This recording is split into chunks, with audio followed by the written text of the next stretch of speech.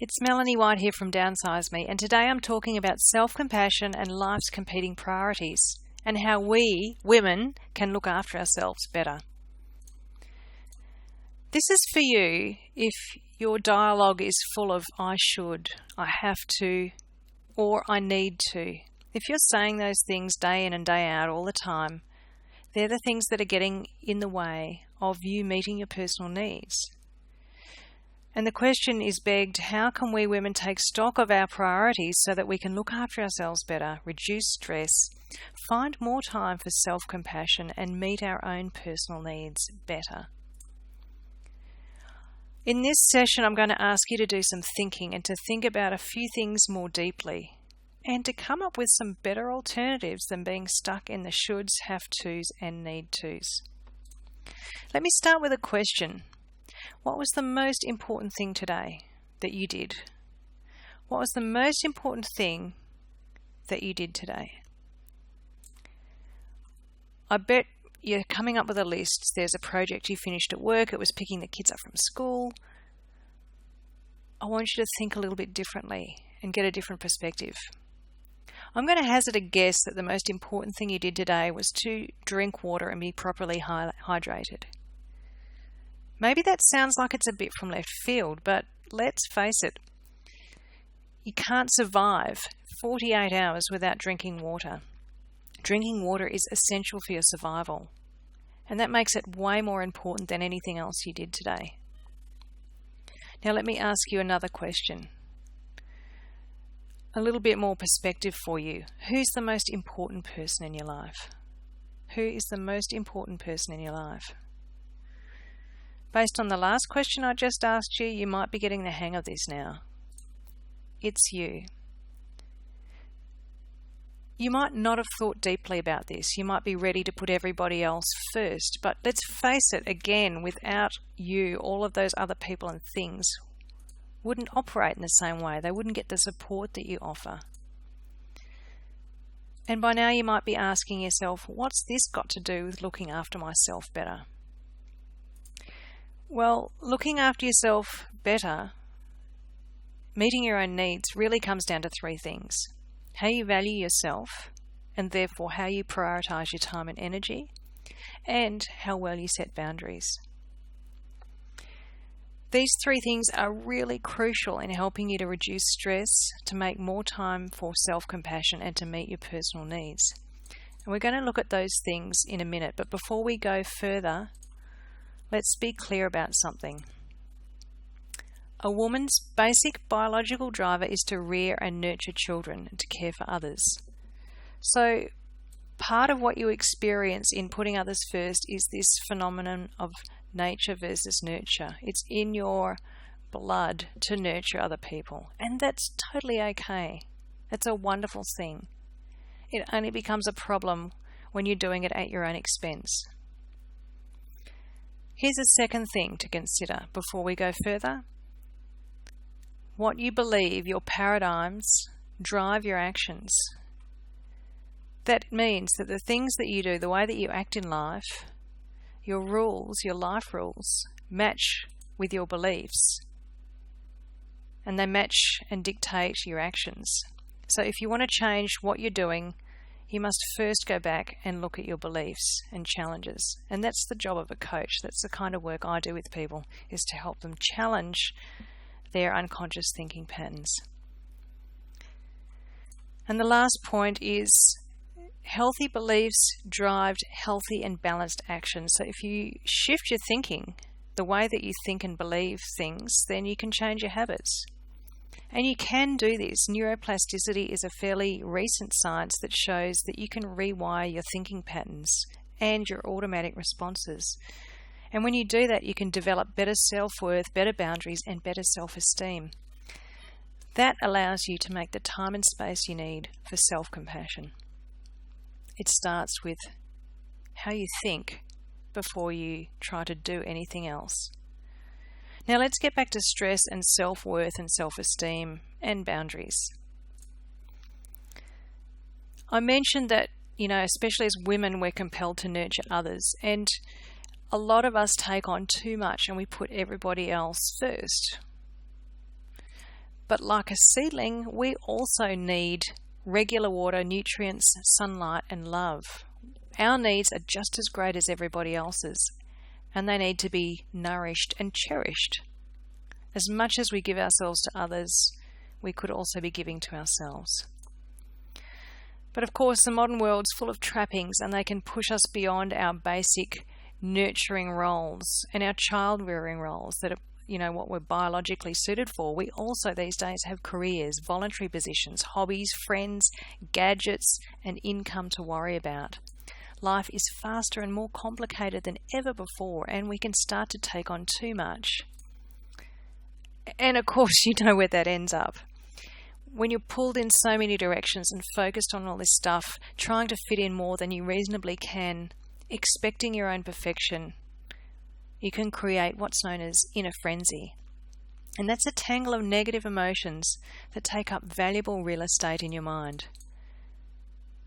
Do you lie in bed at night, awake, either when you go to bed or in the middle of the night, planning the next day, worrying about a conflict, stressing about deadlines, feeling resentful about an uneven give-take situation, concerned about something that's outside of your control? It's all part of the inner frenzy.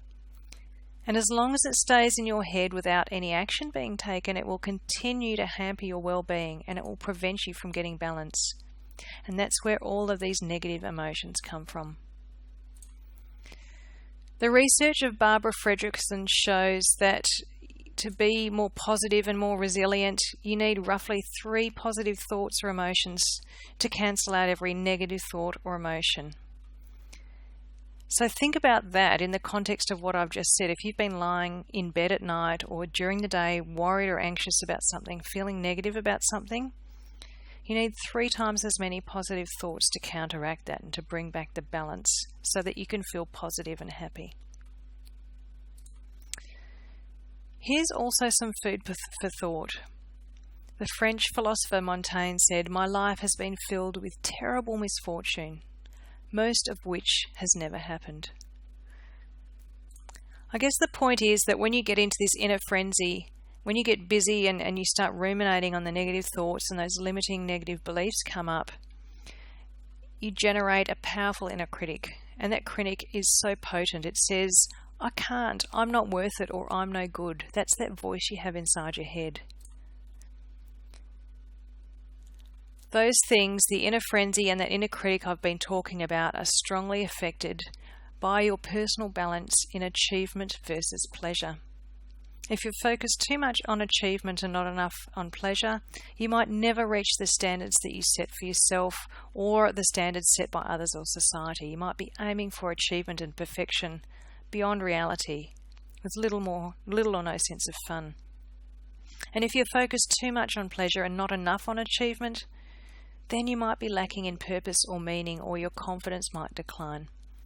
So there's a really important balance there. It's about working enough that you have that sense of achievement, but taking out enough time for yourself so that you do what you love and what's important to you. And part of that is meeting your own needs.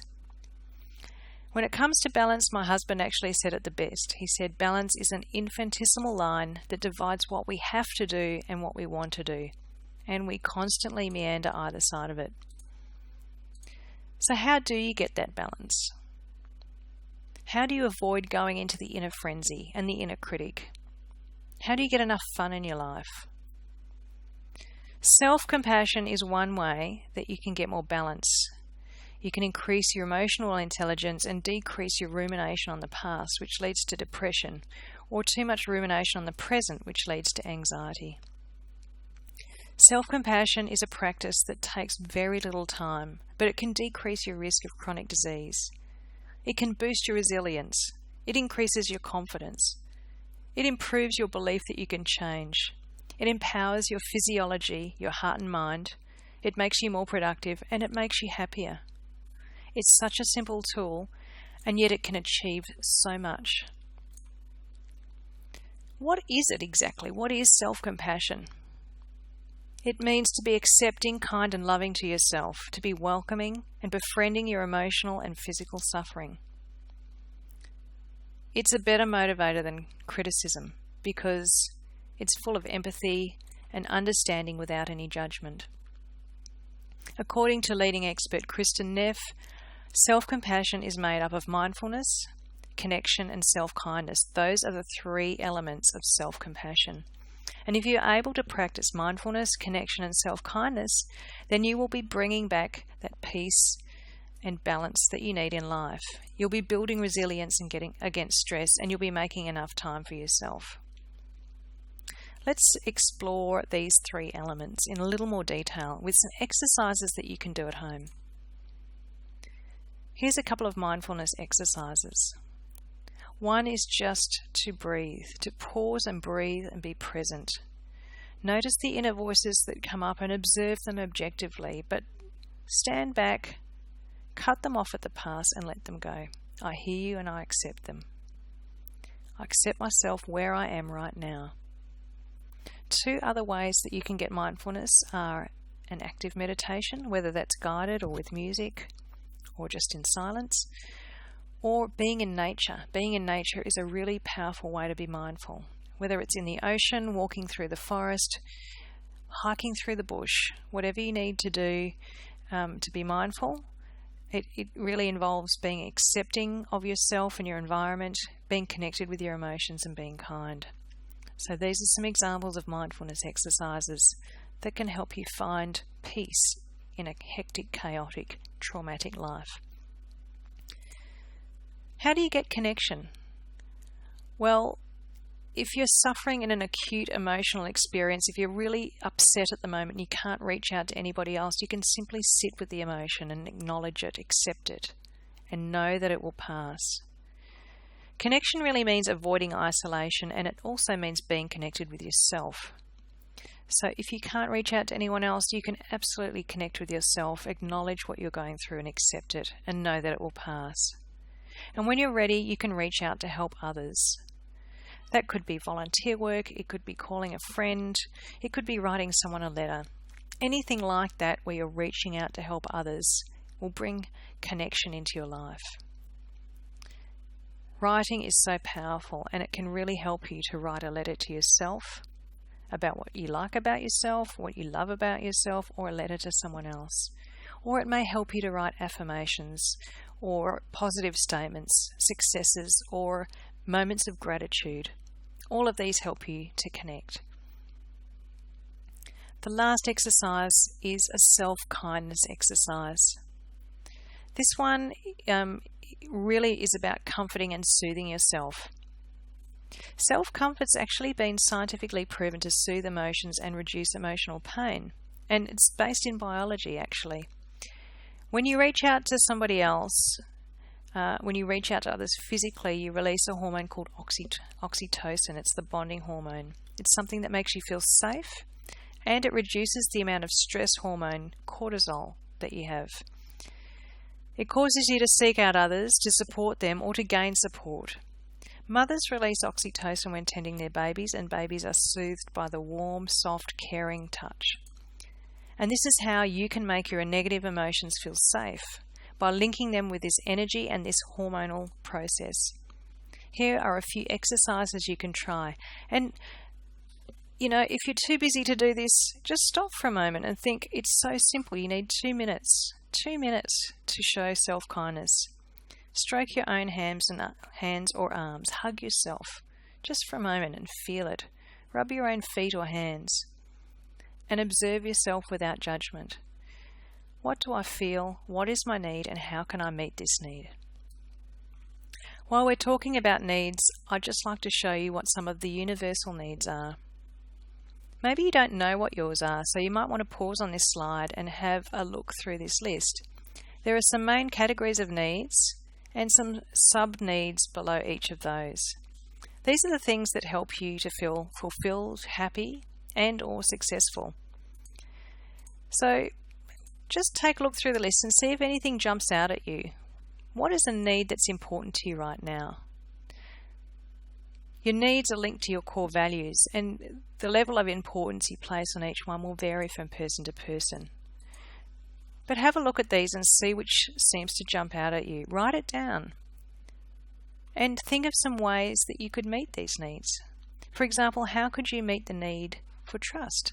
How could you meet the need for nurturing? How could you meet the need for acceptance? Have a think. Go through the list and write something down. Here are a few ideas to help you meet some of these needs. If you're really stuck, you could try some of the things on this list. Firstly, you could practice saying no to people, or no to events that you think you should go to but don't really want to. Practice saying no. Make time for one fun thing each day. Set up a self-care routine, even if it's 5 minutes in the morning just giving yourself a foot massage. Something simple to start with.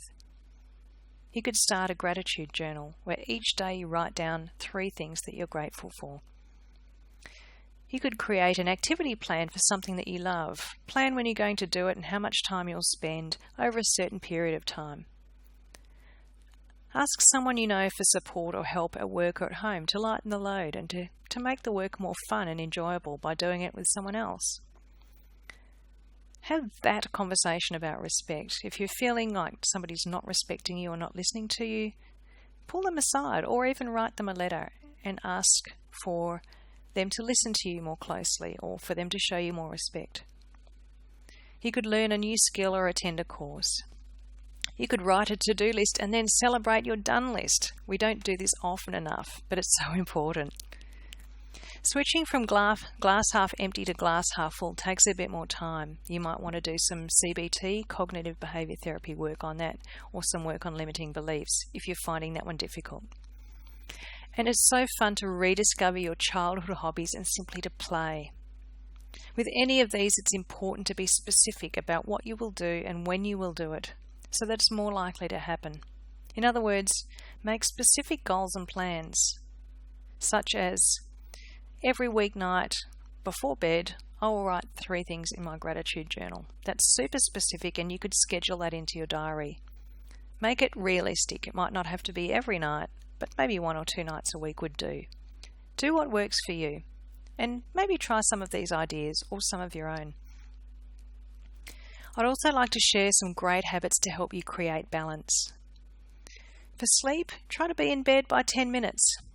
It's great to move every day, even if you just were to dance for 10 minutes to your 3 favourite songs. Meditation could be short as 1 minute or as long as 20.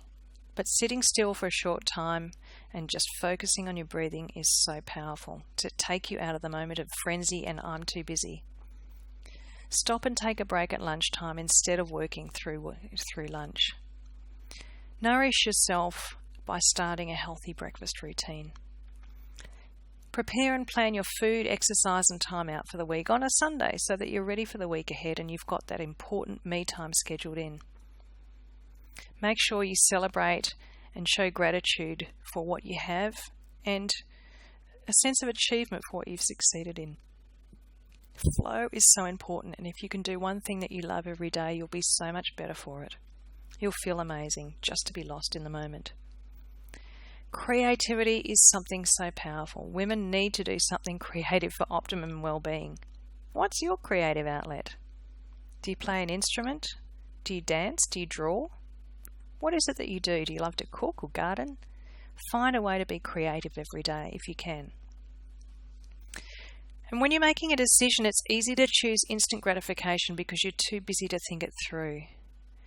See if you can stop yourself and weigh up the long-term reward versus the quick fix result.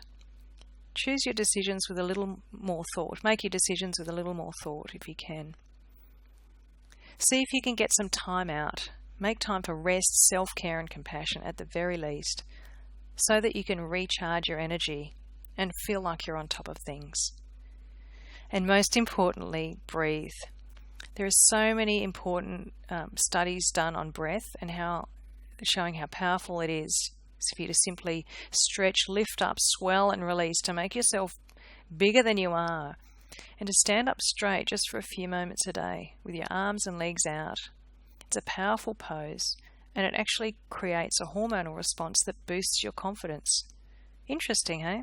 All you have to do is stand out in a big star shape and you're going to feel a bit more confident than you did before. So, having gone through some examples and asked you a few questions, here's my final question to you. When will you make time to set one or more goals and schedule in some actions? Every time you set a goal and achieve it, it creates a win which builds confidence and empowerment. So even if you can only commit to 1 minute of something once this week, that's a start. Start where you are. Start small and build up over time to create the habits that will honour you as a person and that will help you to meet your most important needs. Just to recap, how can you get out of that frenzy and look after yourself better? Create a new mantra. Instead of saying, I'm so sick, or I'm so tired, or I'm in pain, you could say, I'm grateful for this amazing food I have today. I feel so lucky to have woken up in a warm bed. Whatever it is, change that mantra. Learn to believe in yourself and allow yourself to be first. All of these things happen together, but first must come the action of allowing yourself to be first. Recognize what your needs are and then plan to meet them. And a great starting point is to make enough time for self-compassion. Make sure that whenever you're doing these exercises, you start where you are. Set the bar just high enough so that you stretch without strain. You want to achieve something and not feel overwhelmed or overcommitted. These sorts of things allow you to deepen the well of compassion, energy, purpose, engagement, good relationships and happiness in your life. And by giving more to yourself, you can be so much more in the world. Thanks for watching. If you have any questions, you can contact me on info@downsizeme.net.au.